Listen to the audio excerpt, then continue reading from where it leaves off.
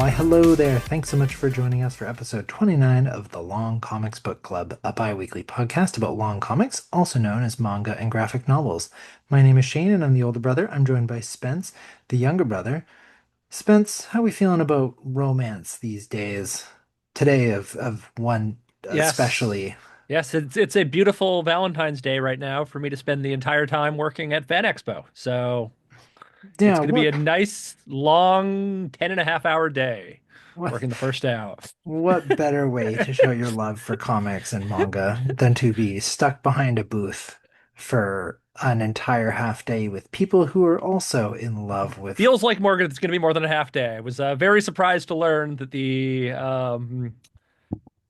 hours for the dealer's room are 9:30 in the morning till 8 o'clock at night. So, Yeah, that is a long day.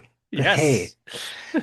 you get to spend it with people who also love fan stuff. So Yes. that's exciting. Yep.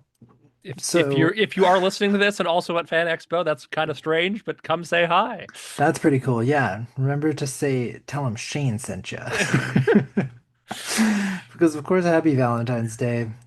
Spence, the owner and proprietor of Vesperia Comics, located at 1935 West Broadway in Vancouver, British Columbia, online at VesperiaComics.com, and today is at Fan Expo. That is February 14th, 15th, and 16th. So if you want to swing by, say hi, meet the man behind the voice. Today's a great day to do it. And speaking of romance, well, we wanted to make sure that not only were we bringing in the love into Fan Expo, but we were bringing it to the podcast today as well. And so today we're going to be celebrating Valentine's Day with Emma. Full stop, period. Emma the manga. Yeah. Uh, not a Victorian romance, not the Jane Austen novel, just Emma the manga. You're Because right. that There is, is a Jane Austen novel just named Emma, isn't there? sure is. That probably So is that a reference? Probably. A, a 1000%. This is Yeah. based on the Jane Austen novel. Oh, is So, it? Oh, wow. Okay. Wow. Okay. yeah. So, spoiling what we're going to be talking about today, because we're going to be talking about Emma the manga as our long comic that we've read. We're going to be having some meaningful discussion, book club style, provide some interesting facts. One that was just dropped, which is that Emma is actually a very classic literature novel, and a recommendation if you haven't read the book yet to decide if it's worth picking up. And then in the second half of the show, well, we're going to be talking about adaptations because, in fact, this is based on a book which then became an anime, and it's adaptations on adaptations. And we've talked about adaptations in the past, but today we're going to be talking about especially this one, and just sort of not the death of originality, but uh, Are you sure it's based on the Jane Austen novel? Because I was just looking up. They're very different. really, Yeah, I don't think they're actually based on the same. there's, if not, that's a crazy I, coincidence. I, yeah, Well, I don't because like if anything, also the timing's a little off because this is set in the Victorian era and Jane Austen was the one before the era before that. Jane Austen wasn't around, was around in the like early 19th century as opposed to the late 19th century. okay. So Well, guess what, wonderful listeners? You will get to come along with us as we live read the plot synopsis of Emma by Jane Austen and decide if it's actually based on the novel. That's actually going to be pretty funny. So, for the second half of the show, I guess we'll be doing that. We'll be finding out whether this is actually an adaptation or not, which is very thrilling, I think, for all of us. So, Spence, no reading ahead. We'll go through that. okay, yep, We'll go we'll through hold that off reading soon. the reading about the original Emma. Yeah, yeah. Thank goodness for Sparks Notes, the website that you can always depend on throughout high school and university. Speaking of websites, you should also be going to head on over to Instagram or Blue Sky. Follow us at Long Comics Book Club, as well as check out our YouTube and TikTok for shorts, as well as make sure to give us a follow on whatever podcast platform you are listening to us on, whether that's Apple, Spotify, YouTube, any and all of the above. We are encouraging people to follow so that way you don't miss when the episode comes out. That we're always dropping every 2 weeks at 9 a.m. on the Saturday. And moving right along, let's get into the book club. So today we are talking about Emma. This is a Japanese historical romance novel by Kaoru Mori, set in Victorian England. And Spence, there is a lot of romance when it comes to manga, so why did you choose Emma as our long comic? Well, it is for romance. It's kind of a more it's like a not of the standard manga romances. It's very and it's also it's a historic one, which I think very interesting. I've always kind of loved it when manga authors like you just get to see the thing they're ridiculously obsessed with. And Mm, clearly whoever wrote this is just way too into like Victorian England. But yeah, Kaori is clearly Kaori Mori is just way clearly way too into Victorian England. hmm So I always find that interesting, and it's a nice like change of pace for most or manga romances. hmm Yeah, and I'd say she's certainly not alone. With Victorian England, I think it's a very popular area of study and has a lot of fanfare around it. Maybe not in Japan necessarily, but goodness knows there's even an old British sweets shop where I live in Canada. So Yeah, the and Japan presence does exists love their everywhere. maids. That's true. I was actually thinking that as I was reading it. So there's a little bit of a crossover there. So if you're not familiar with Emma the manga, the story follows Emma, who is a maid who works for her governess in Victorian England. And William Jones is the son of a wealthy merchant. He sees Emma and interacts with her, falls in love, and it's then their awkward romance starting to bloom as they navigate the class divide between maid and wealthy merchant until ultimately at the end, spoiler alert, Emma goes home Yeah, and leaves William. I recognize this is volume one, um, but otherwise it's a pretty bittersweet love story yeah. that we're given in the first Yeah, volume. there are four more volumes, so clearly, Clearly they're going to meet up again. But yeah, uh I mean, to be honest, I was even just as a single volume, it sort of is it would have been really fine to end this way. I thought yeah. that was sort of Honestly, like a that's actually another thing I why I picked it is it kind of does give a full story. A lot of manga romances can like do not mm, just like don't have like a they just kind of keep they going and just going and keep going. going. Are they gonna kiss? Are they gonna confess? Are they gonna and ooh, Yeah, he almost confessed, but then the fireworks yeah, went off. Yeah. Well, this one I did find really interesting in a lot of different ways. Certainly one of the things that you're talking about there, with it not being kind of the traditional Japanese romance of it being will they, won't they, for 1,000 volumes, as we experienced with oh god, I don't want to say the name again. The guy she was interested in wasn't a guy at all. yeah. Nice, Was nailed it. yeah, first try. Was one such example where it was very much a would they, won't they, the entire volume. Uh, I was shocked in this one when they kissed about halfway through. And I thought, wow, isn't that showing that you are doing something very impressive when you can have a kiss between two people? And I went, whoa, plot twist.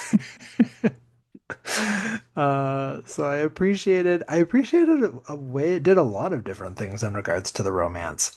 I I liked that it had the kiss halfway through. I also liked that also they didn't muck around with them being into one another. That was just like bam, here's I think what was it like the first 2 pages? It's like immediately there's gonna be some romance. Yeah, and we talked before, you sometimes can consume romance content. How did Oh you yeah. so how did you feel about this one? Did you find that the pace was right? How did it sort of fall within your portfolio of romance manga you've read? I enjoyed it enough. I think it's very very well done. Yeah, like I'm not hugely into romance stories, but this one's a nice one. Mm, Yeah. yeah. I thought it was nice. I appreciated that it didn't mess around, is Mm. how I would describe it. It wasn't there wasn't like a crazy amount of useless dialogue. There actually wasn't a lot of dialogue, period. Um, which I thought was very interesting and not something I was opposed to. I just thought, yeah, they're not mucking around. They're cutting straight to the point. Yeah. And there was some really interesting parts to it as well. The so then the first place where we're gonna start. So Emma is a title. I mean, I don't know. Now that I don't know whether or not, I mean, we'll find out whether or not it's a I'm good pretty sure title. it's not based on a Jane Austen novel. That's crazy, then that would be the title choice. That's insane to me if it's not. Yeah. Uh, Yeah. there's no way that those wouldn't be compared. So that is a wild choice Yeah. to have gone with if it's not based on the Jane Austen novel. I mean, we'll find out that in part two. Yeah. But But yeah. otherwise, I don't love it as a title. I No. And then this is also another thing. Emma's an exotic name in Japan. That is a Hmm, thing to point out. For the rest of it, like for me, it's like Emma. I think I knew like three Emmas I went to school with. So it's just right. like a name. It's kind of like no shade to all the Emmas of the world, but it's not like a particularly exciting name either. It's like, yeah. Yeah, I think it's weird to just do a name as a title. Like even thinking about the author, like if the title was like Kaoru, even though I don't know any Kaorus, I wouldn't be like, ooh, Kaoru, I wonder what that's about. Like, I don't know, it's a weird title choice. I think especially when there's so many other things that you can go with when it has to do with like a class thing. Like even thinking about like you could call it the Crystal Palace. Like, I don't know, that works. Sure. The maid and the the maid and the merchant. Wow. That Yeah. was pretty slam dunk. There, nice. I may be what, 30 years too late to give a good title recommendation, but this should have been called The Maid and the Merchant Mm, because that's a great alliteration. Missed opportunity. But yeah, I thought the title was a miss for sure. I just talked about how I like brevity. Not when it comes to titles. I like my sweet in between. I don't want yeah. You don't want the guy reincarnated she, into a. the guy she was interested in wasn't a guy at all, and I don't want Emma. I want something right. I want like 2 to 3 words. Give me or 3 to 5 maybe. That's the sweet spot for me. No. But the characters that we're talking about, I should have mentioned. So we have uh William Jones is our market boy. He's the son of a wealthy merchant, and he's the one that falls in love with Emma. No last name given nor necessary. Uh, Well, I think straight up, no, does not have a last name. does not have a last name. Yeah. Who's very soft spoken and is a maid. Uh, and both of them are not super complex. They're both fairly straightforward. William is sort of having to navigate these familial responsibilities of being in this upper class, upper middle, yeah, upper class. I was like, not royalty, but up there. Yeah. Well, I think specifically, though, they're not actually nobility. Hmm. They're like that weird. The thing was actually was like a weird thing for people starting in like the 19th century of people who have a ton of money, but don't Mm, actually have any titles to their name. yeah. Poor them. Little did we know how they would get to ruin the world. So curse you, William Jones, and all of your kin, Yeah. and what you've wrought unto the current day society. And so you're cheering for him. You also have Hakim, an Yeah. Indian prince who comes in as sort of your wild card, who ultimately has no effect on the story. I was thinking about No, this. not at all. Literally, literally does nothing in terms of changing. literally anything. So that's kind of interesting. Yeah, he shows Uh, up which is also doubly funny too, because he shows up saying he'll be here for like a week, and then like however long the story is, he's still just hanging out with his elephants. yeah. Well, and he says, I'm going to stay longer than a week. I might stay here. I'll give Yeah. you 30 elephants. Yeah. And so maybe he was. Why do you think Hakim was introduced? I have my theory, but I'm curious about if you've thought about why is this character here? I think they wanted to like throw a little. It's in black and white, but throw a little color to the story Mm, because like Hakim is very much not a like stiff upper lip British person. He's like the hmm. opposite of that. But yet still for the era, like India was part of the empire, so still Yeah. very much a British subject at the time. Hmm. Yeah. Just break it up a little bit, add a little bit of excitement to the paint panels, I guess, whenever he appeared. But it's not great when you try and this guy's a little bit looser and crazy, and he likes to objectify women. Yeah, well, yeah. Yeah, I didn't. Hakeem wasn't winning points with anybody, but maybe part of the appeal is then you're hoping that Emma goes with William because he's not falling in love with her exclusively because of, well, he kind of is. He likes that she's quiet. I don't know. Yeah. And to be fair, there's like tons of other like random suitors. Yeah, Emma's that's drawn true. rather plain, but clearly she's supposed to be like drop dead gorgeous. Yeah, because she's declining suitors left and right. Even the mail carrier delivering all the other suitor letters, she gives her suitor letter, which I thought was pretty funny. I appreciated that. I thought there was some humor there, but I liked the governess character. I thought she was one of the stronger characters. She was really interesting. Just as Mm, this person that sort of had, I assume, I guess, sort of like middle class, hires Emma and is very wanting to uplift and empower her. And so I appreciated that. I appreciated that part of it. I think that that was where a lot of the strength of this came from was from the governess, the relationship with the governess, and then also the governess passing. I think Volume One sort of like almost centralizes around her to some degree. yeah, The Yeah, do you remember what the panels were like around that death of the governess? roughly. Okay. Not exactly sure which one specifically you're referring to, but Well, what I was more speaking to is the fact that there is no text for right. a Yes. lot of pages around that, like a lot.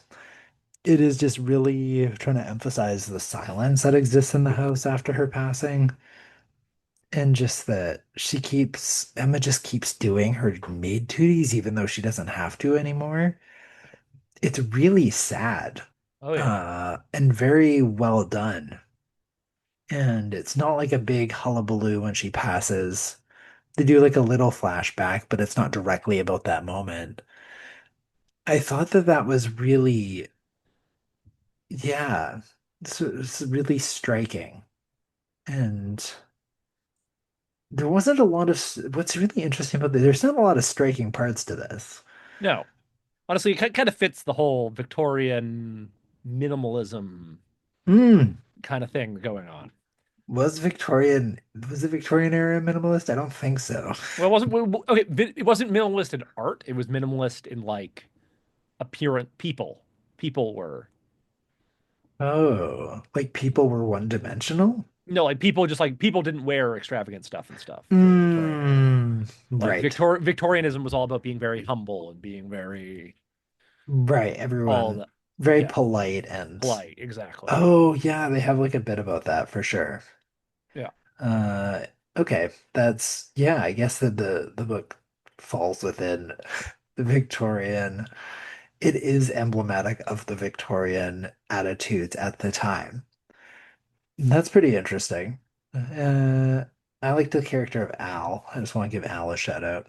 Yeah. Good old Al. Why did he Yeah. bring William Jones back to his house?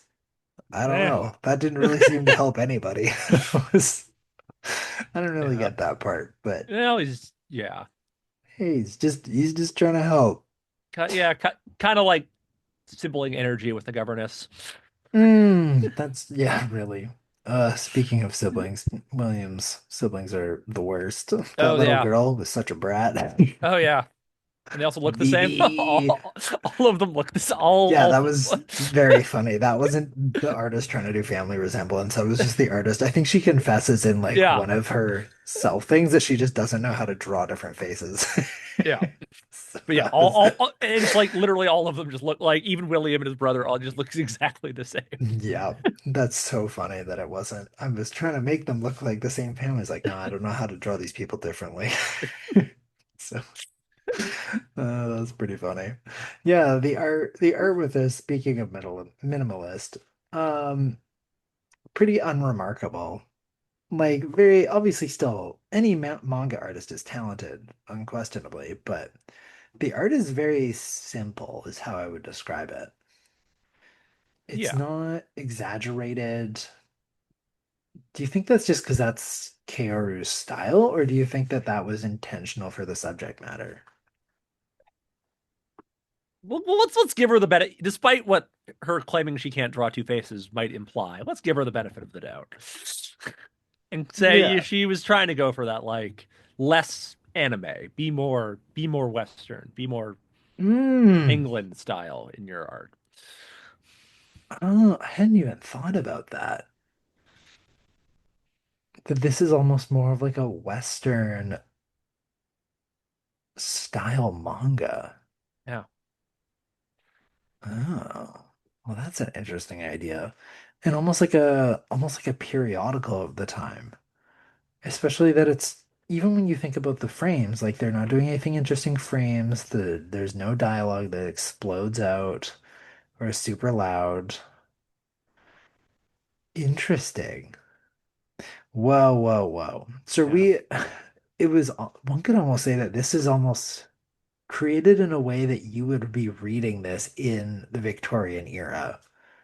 Sort of, except the art. There's like tones in the art, so like not quite. Can't get away with those tones. Yeah, and Uh, also I'm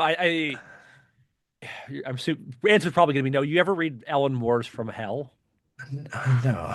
Yeah, Of that one course not. is drawn like it's a like Victorian pamphlet, and it is like Hmm. borderline unreadable at certain points. You've So actually like, mentioned this in a different podcast. I think I have when I was referring to things being hard to read. Yeah, that Yeah, could, or maybe when we did it, The League of Extraordinary Gentlemen. I think yeah, it came up then.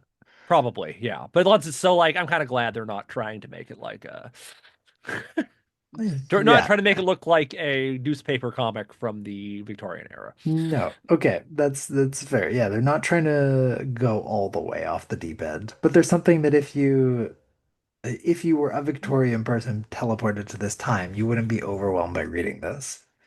Hmm. Maybe Yes. that's so that's probably not what she was going for, but that's the way I'm reading into it. But the point about tones is also good to note though, because I think that was something again, I like minimalist as a way to describe this book because there is some minimalist stuff that's done where I think that she changes the framing to be black at one point, as well as even just when they're doing flashbacks, there's like lightly more shading to show that it's a flashback. It's all very subtly done. I think subtlety and minimalist is a good way to describe this, which is also, yeah, makes sense for the time in which this romance is set as well. Mean it is a period piece, one could say. Quite directly. Quite directly it would be. And how do you feel about I mean, do you think that this class divide romance, is it overdone? Was it overdone at the time? I would say, yeah, it feels a little overdone as a story thing, but also it's also not a very common one in manga. Hmm. Because like I'm thinking about that, and like it's a kind of it feels like like that is never treated as like an obstacle in manga. It's always like just like sometimes it's like a thing for the characters to acknowledge, but it's never actually treated as like a problem. Hmm. Because I'm thinking of like I don't know, Hakanine and Hannah. That's a reference. Couple of cuckoos, but like even then, it's like not actually a. It's like it's just like an interesting thing about the two characters. They come from like the equivalent of different sides of the train tracks, rather than. actually being an issue. Interesting. Because, yeah, in Western culture, it's a pretty common one. I feel Yeah. like, especially the idea of the princess and the common man feels Mm, very, yeah. very ingrained. And I'm sure there must be other romance examples, but I think maybe it's also that a lot of our romance stories in the West are not high school romance necessarily. Whereas that seems to make up a high bulk of Japanese romance is high school romance. Yes. Well, a high Where, bulk of Japanese characters are teenagers. yeah. There's definitely a moment of, oh God, I'm as old as the old man from this JRPG. Yeah, but you know when you're relating to the uncle character that Yeah. you've crossed a Dude, threshold. yeah. In Tales of Vesperia, there's a character named Raven who spent the entire game being like, "What are you doing, old man?" And call him like old man for the entire time, and then you learn he's 35 years old. It's like, come Yeah. on. Ugh, hurts. It hurts. It cuts so deep. That's funny. Yeah, I don't know how old the characters are in this. I know we know they're at a boarding school, so I guess maybe you kind of assume they're in their 20s. Yeah, because they say Emma. I think you do they give an exact age? Because they tell you Emma's been working there since she was 15. So, Hmm. Yeah, I would assume not. I because she strikes me as the kind of person that might not even know her own age. Uh, possibly. because we do learn that Emma has a very tragic backstory, Oh, does she ever? which I really appreciated the timing of, again, a good example of how to use flashbacks. Having that more at the end is very interesting in how it then informs everything leading up to that point. It's not just trying to throw it at the start to get a bunch of sympathy early on for her. Yeah, It's, wow, she's leaving. She's had such a hard time. This idea of her going home has gone from, oh, that's going to be important for her to reconnect with her family, to, wow, that's going to be really bad for her. And that's extra sad she's leaving. So I appreciated the timing of it and certainly emphasized this is something, just reading volume one, would you categorize this as a tragic love story? Would it be a classic love? How would you yeah, categorize this if you saw it as a single volume? yeah. If this was the entire thing, I think it's very clearly be it would be a tragic love story. It would be one of those ones about the two people who can just never quite bridge that gap to be together. Yeah, which I mean kind of hits hard for again, I thought that this I didn't realize until fairly late that this was a multi-volume thing. And so part of me in my brain when I was seeing her leaving on the train, I was like, he'll catch her, he'll catch her. And then he just doesn't, and she's gone. And it's like, wow, that's really sad. If this is like its own standalone And thing. then you saw the one on the court on the spine. You're like, ah, boo. I mean, that's part of the question. Do you think this should be its own?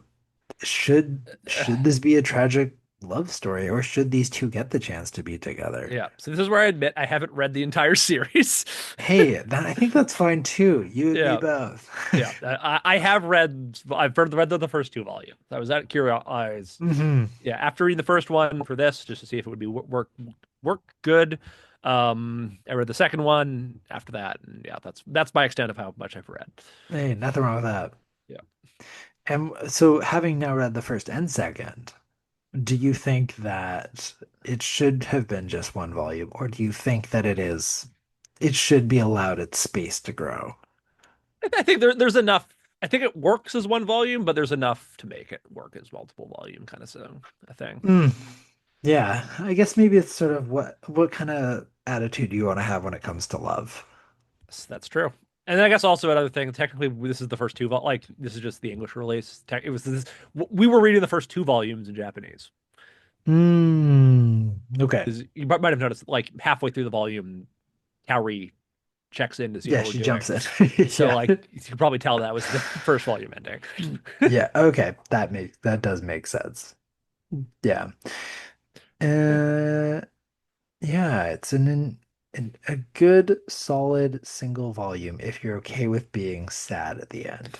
If you're if you're someone that wants to read a happy love story, you can't just read the volume one. You gotta Yeah. keep going. And it's not even that it leaves on a cliffhanger, will they, won't they? It's like pretty They did. definitively at the end of volume one. It's done.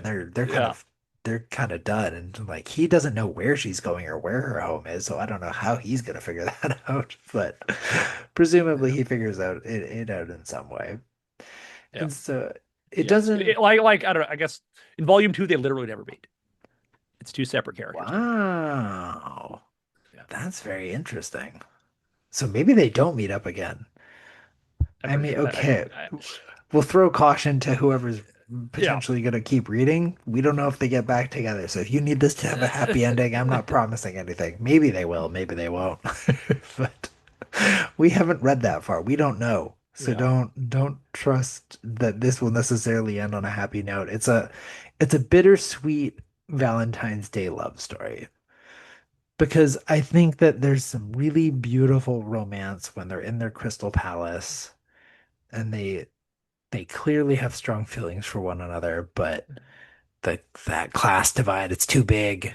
Yes. Classism is taught. It's not intrinsic. Yeah. Biologically, I you're no different from the highest echelons of society.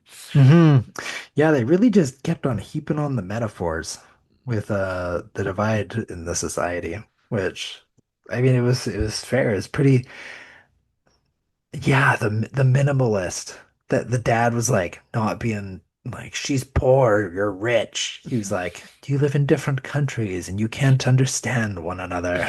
It's very prim and proper and skirting around it, Yeah. which is uh yeah, Then the brat little sister shows up, just like, yeah, yeah. she's she's just gonna throw it out there. I did find it very interesting that clear I think she says something complimentary about Hakeem, about him being he's so genteel or like he's such a wonderful guy. He doesn't understand. But it was sort of like, okay, I guess classism is more important than racism to these people. It was, And to be fair, for the Victorian system, absolutely 100%. Like Hakim's royalty, man. He's like yeah. and they absolutely treated like the Indian Hmm. royalty was like obviously they're not as important as the English royalty, but like absolutely him being a prince made him way more important than like way higher status than everyone else there. They certainly don't say anything bad about him. I guess I was just, I don't know, I appreciated that. I guess hooray for capitalism. Capitalism helping break down racial barriers so that everyone can hate poor people. Yeah, it's not necessarily Uh, it's not capitalism actually, because for the record, it's like no, that's true. capitalism was part of the things that like just dismantled the whole Dismantled the royal monarchy. Yeah, yeah. royalty Okay. that And system. But what is that? Hooray for royalism, wealthful or hooray for like uh wealth. What is that? Wealth inequity. Wealth inequity. Hooray for wealth inequity. Breaking down the barriers of racism it's so that all the there's rich that people can really hate poor weird people together. that really weird like anti-racism thing you can read online from like it's like an anti-slavery thing, and like part of it's like this is such from a different time because the main character, one of the guys, is like really skin color should not be the like people should not be slaves for the color of their skin. Like some of these people were royalty. Really, there are some white people who should be slaves, not them. And it's like weird. This is such Ooh, a weird that's thing to read. that's a weird thing to read. That's a messed up thing to read. Yeesh, man. There's some dark things going on with humanity. Humanity cannot get its acts right. Why can't we Yeah. all just get to like be kind to one another? But yeah, and they don't even get to in this one. They No. don't even get to fall in love in this one. Devastating. But did you how did you feel did you feel like any of these plot twists really hit you with the kiss or the reveal of the dark backstory or Hakeem being in love with her. Were you any of them? Let's Give love you how a moment he of like whoa. drops it like immediately as soon as he learns William is. Yeah. Yeah, that's true. He Yeah. backs up right away. Yeah. Yeah, not like I'd say the biggest slot. The whole yeah, you are right. The like they don't get together is the biggest. He doesn't see her. Like he doesn't even see her as she leaves on the train. Mhm. That's the most notable twist of them. Twist. Yeah. Did it catch you off guard at all or make you give pause? Or you're just like, okay, that happened. Well, sure. I don't know. I don't really know if caught off guard's the right word, but yeah, it was surprising at least. Yeah, it was surprising. There you go. That's what we can take. Yeah, fairly simple, tight, straightforward. And I think you sort of hit on this. So is it that you think that the reason that Kaoru, do you think that they got into Victorian England because of this, or do you think they're into it and then this So story came from that? yeah, so the like back of the thing seems to imply that she got into it because of this, but like no way. You don't believe I do it. not believe that for 1 second. This Kaoru was There's way too into like Victorian. she was in. Kaoru was looking for a way to write off the maid outfit she had already bought for Yeah, this is her excuse to yeah. to justify her fanaticism Yeah. for Victorian England. That's funny. Maybe, potentially, who's to say? And so then at the end of it, would you recommend people read Emma? If you're into this, if you like historical fiction, especially like romantic historical fiction, then yeah, Hmm. this I think this would be a nice change of pace for what's standard most mangas like. Yeah, it's a very easy read. I enjoyed reading it because it felt like an easy read. It wasn't asking too much of me. It wasn't overwhelming. It was very sweet in its simplicity, and there was some sweet moments in there for sure. But yeah, just make sure you decide which headspace you're in before you go into it. If you're okay with it being very sad, then just pick up volume one. But if you need that closure, I guess Yeah, pick up all the way to volume four, you said. So just there's 5 volumes, volume so five. Okay. Pick up all the way to volume five. Or maybe you could get better closure later on. Not in volume one, though.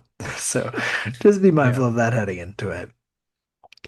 But then Emma, the manga, has also been adapted into Emma, a Victorian romance in anime. And I tried watching it. yep. I made it about halfway. It's I not exciting, and also, good God, the Digipaint era. It's a reminder of What is Digipaint? the Digipaint era of anime was from like 2003 to like 2008, where all the anime was made using 100% computer thing, was like made using computers, but then also made in standard definition. Ah, I And was it like, cannot be scaled up because it was made on the computer in standard definition. okay, So, yeah. this explains why I was like, am I on the wrong quality setting? Why is this in 480p? Like, can I at least get 720? Like, come on. Nope, it Okay, was made in 480. that explains why it's so god awful to look at. Yeah. And yeah, wow, talk about slow. Holy smokes. Yeah. Did you get through the whole first I episode? watched the entire first episode and it was like, Wow. okay, that was enough for me. Manga was better. And That then was I enough for me. and then doubly so, I was like curious, so I like just read the like episode descriptions for the first season. Yeah. That's the first season is just the first volume. So Mm. like episode 12 ends with her on the leaving. Wowzers. Wait, so this must be a long-running anime series. No, it's only 2 seasons. So like maybe they just don't Hmm. finish. Interesting. Yeah. Well, that's surprising. I'm curious what. Okay, my anime list is at a 7.6. Okay, this is not generally agreed to be an exceptional anime. Okay, Well, good. 7.6 is pretty good for my anime list. Is it? I don't know. Yeah, I guess it's no ranked number 1,643. I guess that's medium. What that yeah, like It's what not. that's out of every anime ever made. That's true. 1,000 out of every anime ever made is actually pretty good. So, I mean, benefit of the doubt when it comes to the manga, I mean, the anime, maybe it's that I think part of it is probably this is from 2005. If you're Yes. watching this, it's either because it's something that you are seeking out or it is something that you remember from when you were younger. Yeah.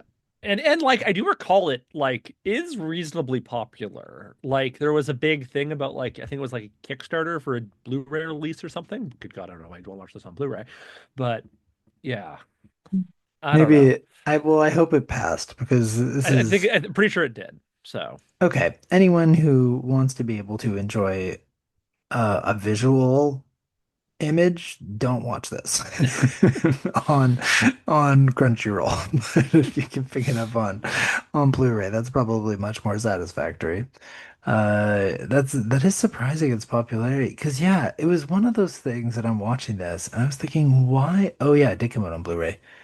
yeah. It was like, why did this need to be an anime? Which is always the question that we come back to. I know it's essentially if it's popular in the slightest, it gets made into an anime. That's sort of the threshold Yeah. when it's just trying to get a new audience. I don't know. This one feels like it couldn't like I and I was watching, I was thinking, I don't think this is adding anything. No, but and also like this was truly the era of anime to advertise.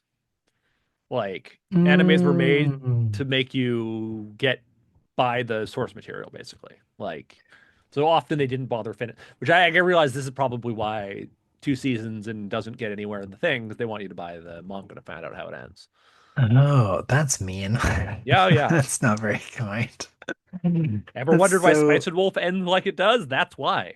You don't need Oh to buy the my books to find out God, how it goes. you monsters. Wow, I didn't know that. That's very unkind to the Yeah. anime. Wow, that just shows what they think of anime watchers at the time. That's very interesting. As clearly the manga was supposed to be the dominant medium. Yeah. Interesting. Yeah, well, I was thinking about like what is the point of adapting something that doesn't really have a lot of action? But then I was like, well, but then that's the argument of why we would do adapt any romance.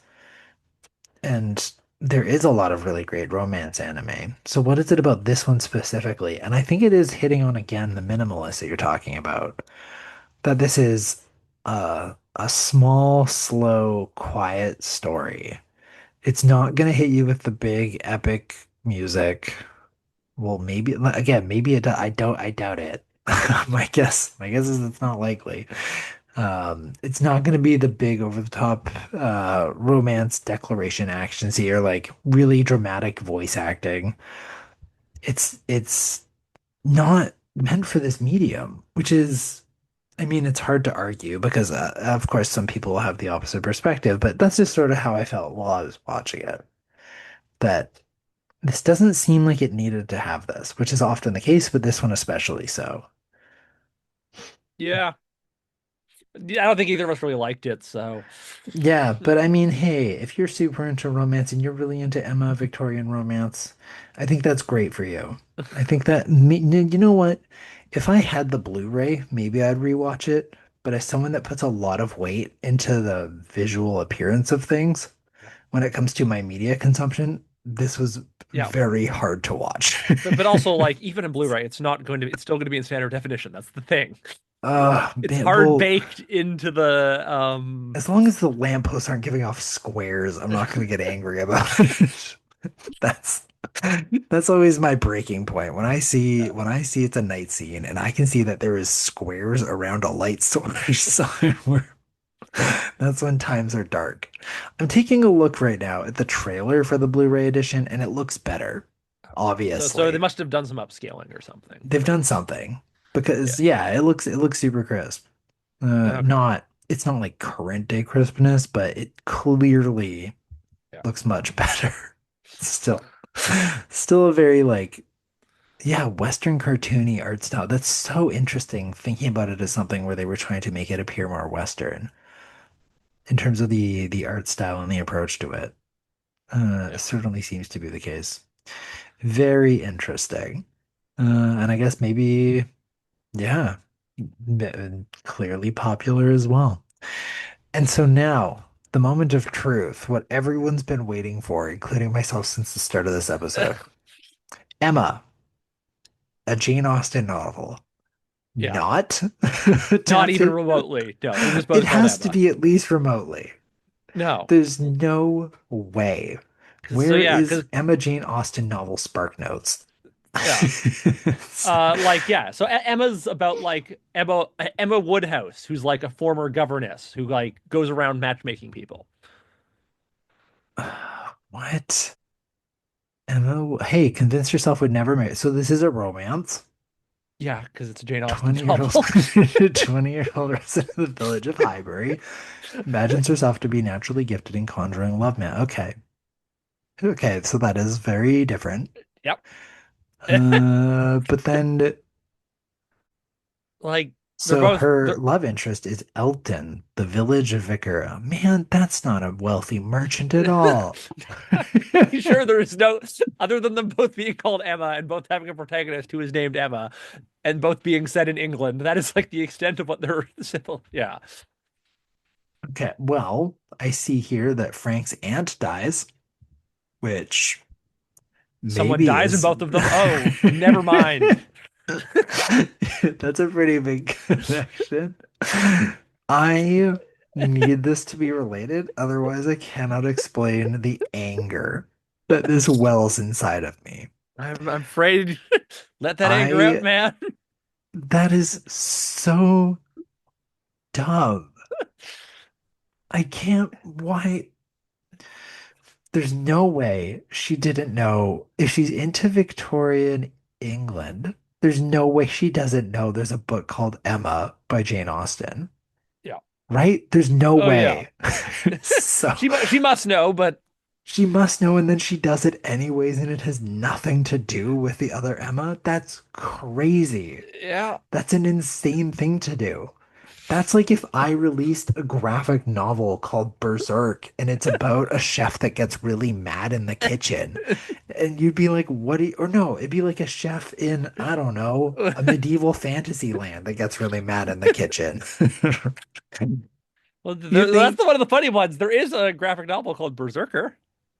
yeah, but that's Described. Berserker. Yeah, I know. It's just funny because every so often someone refers to one of them, and you have to say Yeah, you have to that one's written clarify. by Keanu Reeves.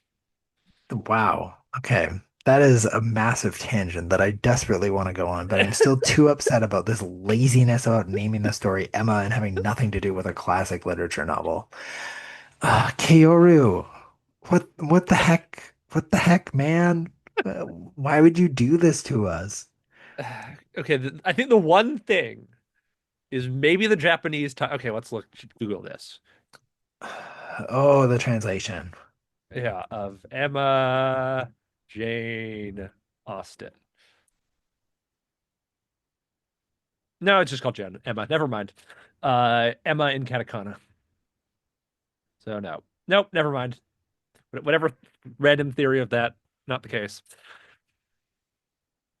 That's crazy to me. What an absolutely insane thing to do. Um, maybe they just, yeah. Apparently, it's a common misconception that people assume that they'll be related. I wonder why. That's so crazy to me. Yeah, and once again, to point out, technically Jane Austen's stuff are set in the Victorian era. They are set in the Georgian era. Is that right? Oh God, The the era before. So technically, what era was before Victorian? yeah. Yeah, hey, you're right. The Georgian. Oh, specifically the Regency period. Right. But man, I am shaked to my bones. Because I we were gonna have a whole bit here initially where we were gonna talk about other classic literature novels that should be adapted into anime or manga, and the Yep. fact that Emma was not Yeah. So what you're saying is instead, we should make a story infuriating. called 40,000 Leagues Under the Sea and have nothing to do with the Yeah, and it be and it be about I don't know It'd about mer people Yeah, exactly. playing There we go. playing in baseball at the Yeah, bottom make of the make it ocean. so because you know it's a common Oh misconception that there's no. 40,000 leagues down. It's about 40,000 leagues journey under the sea. So this one will make it actually about being 40,000 leagues down, despite the fact that it's in fact longer, more than the circumference of the Earth. So, but Yeah, people don't know that. So exactly. Oh my 40,000 meters God. under the sea. We'll call it that. Hey, that's pretty good. Um, I'm so furious. So that was what we were going to talk about. I'm just furious now. Here, do you want to know a fun fact? Sure. There's a manga called Emma. It's about the Jane Austen novel. Of course there is. It had to be called Emma Jane Austen because frickin' Emma messed it up. Yeah, Emma's all the Jane Austen's works in the public domain. If anyone wants to I make an Emma, can't even with this yeah. absolute nonsense. Um, yeah, it's the manga retelling. That's so bonkers to me. So are you telling me that if I made an Emma anime, because this one had to be called a Victorian Romance, you could just make one called Emma. Yes. And make it about A the Jane Austen thing. genius? Exactly. Oh, good Lord. What an absolute mess. Throw in some Um, zombies in there for maximum Jane Austen. uh, yeah. Classic Jane Austen with the zombies. No, I know there's Pride, Prejudice, and Yeah, zombies. right. But yeah, oh my God. All right. My Yeah. anger meter was not expected to be triggered tonight. But alas, here we are. So the other thing is that I was trying to look through old books that I remember reading eons ago that I could imagine as being good manga or manga or anime. And there was, did you end up thinking about this? A little bit. Okay, because I thought of two. One of them is got really confusing, which was Heart of Darkness, which Mm, classic Joseph Conrad story or novella, I should say. But I learned that there was an animated movie that came out through really? Brazil last year Okay. called Heart of Darkness, and that Interesting. they're also yes, Because I was like, personally, what? I tried to read Heart of Darkness, was not huge into it. I do think it is the actual literal greatest title of anything ever. Mhm. Like, yeah, Yeah. like credit where it's due. Heart of Darkness is like just yeah, straight up the greatest title anything's ever had. But like the actual story has always been a little like I like Apocalypse Now more. Basically, what I'm Mm. getting at here. I think everyone generally did. Yeah. I mean, Apocalypse Now is just the better Heart of Darkness for the modern age. I think that's generally agreed upon. Yeah. Uh,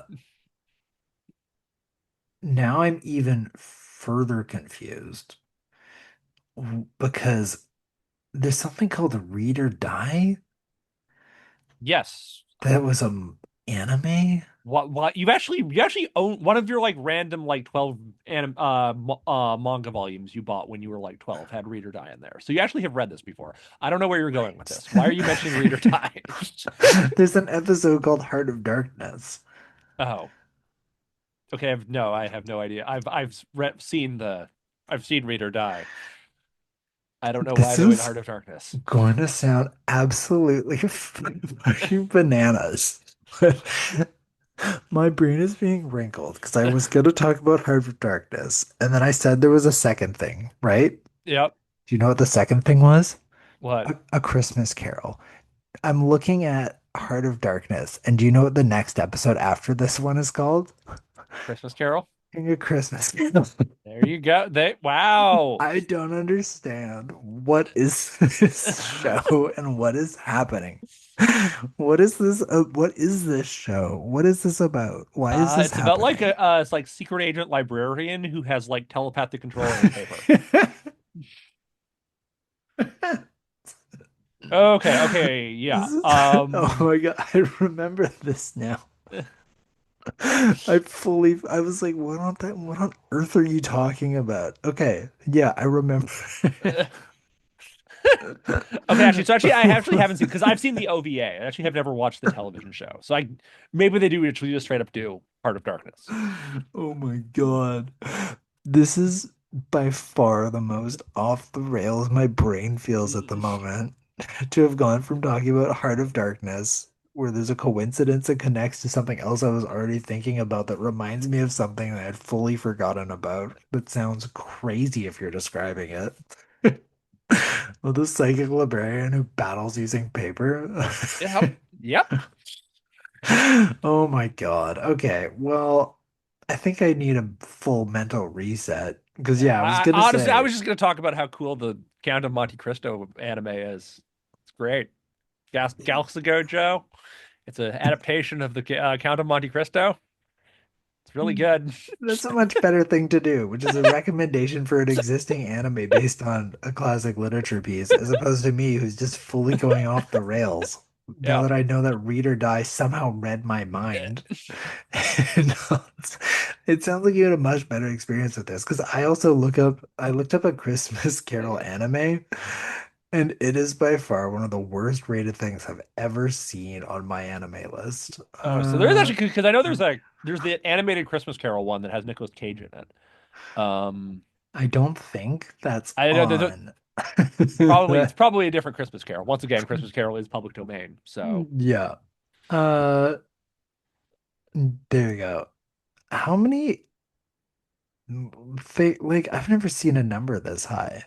What is the worst possible rank you can get?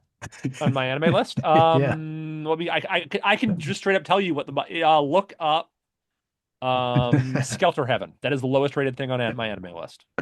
don't know if it's lowest. This one doesn't have a rating. Okay. Skelter. Skelter Heaven is the ranked 14,719. Okay, because this is NA, it doesn't have a score.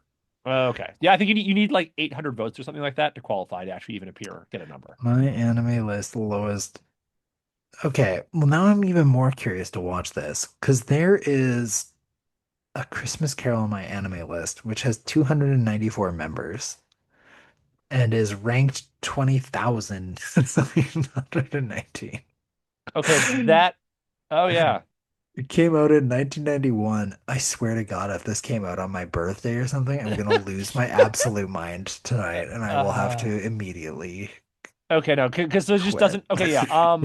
The problem is it only has 101 votes, so that doesn't have enough votes to qualify. Yeah, Um, yeah, because like it's not that bad. Like if you look, you can check the score stats, and it's like average looking. Like gotcha. lots of Okay. sixes, lots of fives. Like yeah, this isn't Skelter Heaven we're talking about. No. Oh my That God. would be a fun thing to force you to watch at some point. I Holy man, did I just find it? Is it on YouTube, the whole thing? Probably. Honestly, a bunch of like random old OVAs are just on YouTube. Yeah, it's 26 minutes. Wow, this animation is absolutely atrocious. Are you looking at Skelter Heaven? No, I'm looking at A Christmas Carol. Okay, well, It is a nightmare to look at, but I am going to save this for being able to, for being able, oh, it won't let me save it. Okay. oh yeah, right. They made downloading YouTube videos harder a couple years ago. I will I will need to watch this and get back to you. But great. If anyone else is interested in watching the 1991 anime release of A Christmas Carol anime, it's Yeah, available on in February. YouTube. Let's watch it in February. Yeah. This is what everyone's been clamoring for. Um, Finally, someone is doing it. Man, I'm dying to know when this came out. Um, all right. Good Lord.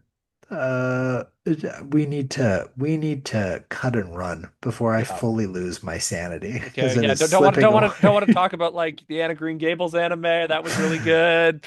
Yeah, I heard that that one was good. No, I kind of got broken when I found out that Read or Die had an episode named after both Heart of Darkness and A Christmas Carol. Yep. Um, but yeah, I mean Anna Green Gables had a good one. Well, because there's a whole that World Masterpiece Theater, kind of a classic anime, like part of like 70s, 60s and 70s anime. Set a lots of like tropes and stuff. Like a lot of anime stuff came from World Masterpiece Theater, which is just taking classic works and making anime out of them. I had no idea. There you go. Yeah. That's the kind of important thing that you need to be sharing instead of me trying to jam words together as my brain ceases to function properly. Whoa, wow, way to go, World Yeah. Masterpiece Theater. Oh, Yeah, they hey, did like there's Anne of Green Heidi Gables. and yeah, Anne of Green Gables, Tom Sawyer, Swiss Family Robinson. Hmm. Yeah. See, But that's a much better thing to yeah. recommend. There's a lot there, like if you like classic works in anime, there's actually like a surprising amount. And like, yeah. Yeah, you don't have to watch the 1991 release of A Of Christmas Christmas Carol. No, I would recommend Carol. not. Go I'd watch, probably avoid that. yeah. Just go watch the There's, original. I don't there's know. a reason They're that both the original Grand of Green Gables and the new Anne of Green Gables came out like uh, earlier this or last year. that's right. There's a reason that Spence is the one that typically recommends and not me. But yeah, but Oh like my also actually God. the Count of Monte Cristo. That was when we brought up this topic earlier. That was what I was going to be planning on talking about. Was the yeah The Count of Count Monte of Cristo. Monte Cristo anime. We'll Yeah. talk. What do you have to say about the Count of Monte I Cristo mean, it's anime? Count of Monte Cristo already like one of the greatest, one of my favorite classic novels, and this is just a, like a really cool thing. Like it's one of the coolest looking anime out there because it's like it uses a ton of that thing where like you use like patterns rather than colors. Oh. Like almost all of like the people's clothes and stuff use like that kind of thing that like make Hmm. it look really like surreal the way everyone moves and stuff. It's a very cool one. Interesting. Wow, it's really highly rated as well. Yeah, and it's Very like interesting. new take on it. Sets it in like the far future and Hmm. like the moon and stuff. It's cool. It's a good one. Huh. That's a cool recommendation. Okay. Yeah. Cool. Recommended anime to check out. Gankutsuo, The Count of Monte Cristo. Wow. Extra bonus recommendation. Ooh. And I don't know, maybe check out Read or Die. Maybe I will. Who knows? I need to someone get me away from this. Yeah. Okay. Okay. Moving on. What are we doing next Yeah. time? Bonus episode. Yeah. So, enough of me slowly spiraling. We are wrapping up towards the end of the episode, but of course, we need to introduce what's next on the reading docket. So, Spence, what do the fine folks at home and I get to look forward to reading next on our special Lunar New Year bonus episode? Yes. As Year of the Horse comes on. We wanted to do the Uma Musume manga. Hasn't been translated into English yet. So that one's not happening. But you know what is largely about horses and actually very relevant right about now? It's part 7 of Jojo. It's all about a horse race. And what's the name of this one? It's Steel Ball Run. Steel Jojo Ball part Run. 7. Why is it relevant now? Because the anime is about to come out. Anime comes out Really? next anime comes out next month. Oh my God. Wow. Wow. What timing? Okay. Yeah. Well, this is exciting. What a fun way to celebrate the year of the horse in the Yes. for Lunar New Year. By reading Steel Ball Run, we'll also talk about I'm gonna say it wrong. Uma Musume.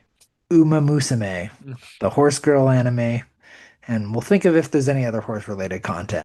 But excited to be able to celebrate the Lunar New Year with some horse themed content.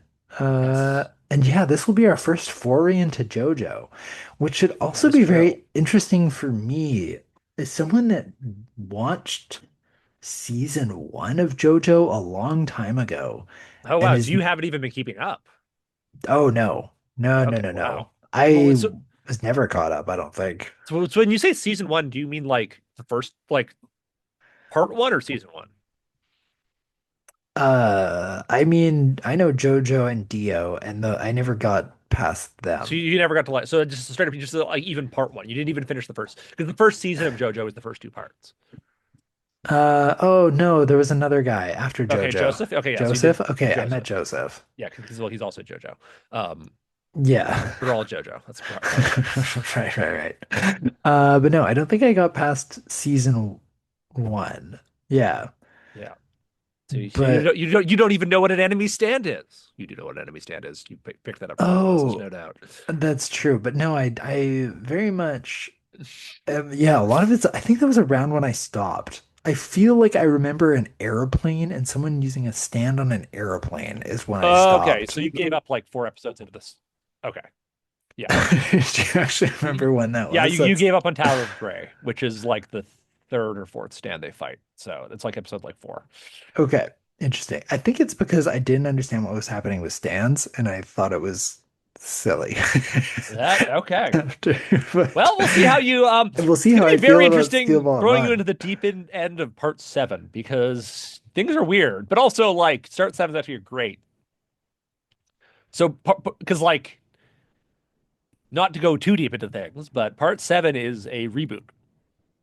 Oh, there you go. Okay. Well, that Yeah. exciting. Yeah, we'll see what it's An like in for. universe reboot, but you don't have to worry about that. Yeah, well, okay, well, we'll see what it's like for someone with fresh eyes going into it, whether it is possible to jump straight into JoJo Part 7, not having consumed the first 6 parts properly. Yeah. Well, we'll find out. And if you're curious and want to be able to read along, you can pick up JoJo Steel Ball Run at VesperiaComics.com for pickup at Vesperia Manga and Comics if you're in the Lower Mainland of British Columbia, or you can also order that for Canada-wide shipping. And that's it for episode 29 of the Long Comics Book Club. Thank you so much for listening. Make sure to follow the show on your preferred podcast platform, as well as Long Comics Book Club on Blue Sky and Instagram. And finally, get in the Discord, share your own thoughts on anything we talked about today, whether that's Emma Victorian Romance, or in advance of next week's podcast, because we are not doing 2 weeks. We're just doing the 1 week to make sure we squeeze in for the Lunar New Year. So we will look forward to coming back in a week on February 21st for our 30th podcast and to celebrate Lunar New Year. And we will talk to you then. Bye bye. See ya.